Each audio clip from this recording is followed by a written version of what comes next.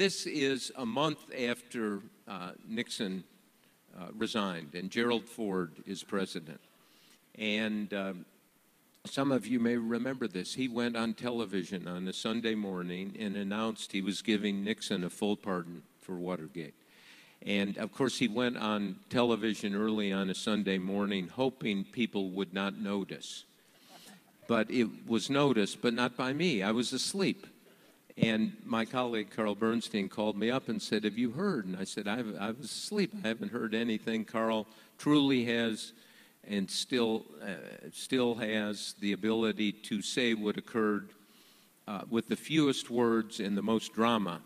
And he said the following: "The son of a bitch pardoned the son of a bitch."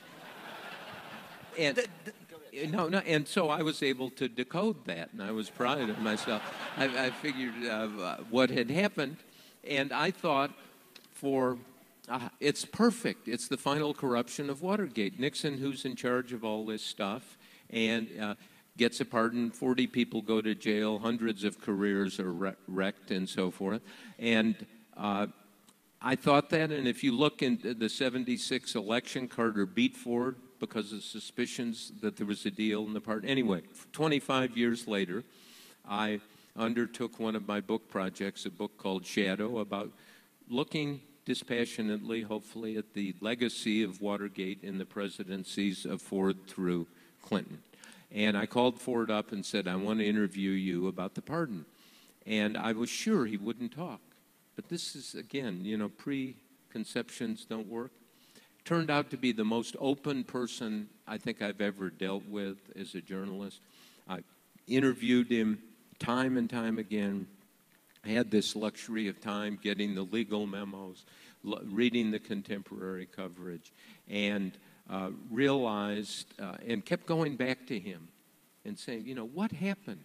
And finally, last interview at his home in Rancho Mirage, he said, "I'm going to tell you." And he said, Al Haig, who was Nixon's chief of staff, came and offered a deal and said, "If you promise you'll pardon Nixon, he will resign." And then Ford said to me, he said, "But I rejected that deal.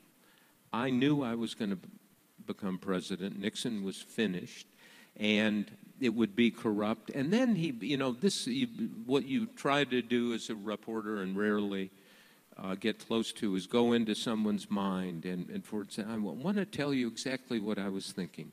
The economy was in trouble. We were in the middle of the Cold War." He said he had a letter from the Watergate prosecutor saying Nixon was going to be investigated as a private citizen, would surely be indicted, tried, go to jail. We'd have 2 or 3 more years of Watergate. And Ford, in this very plaintive but moving, real way, said, "I needed my own presidency." And so I wrote in the book what I thought was corrupt was actually gutsy, and Caroline Kennedy and Teddy Kennedy gave Gerald Ford the Profiles in Courage Award that year for pardoning Nixon. And I remember watching that, and what a cold shower, to be honest, what a humiliation, because I was sure it was corrupt. And then you subject it to 25 years of history, you subject it to a kind of neutral inquiry, and you realize what was corrupt was actually courage.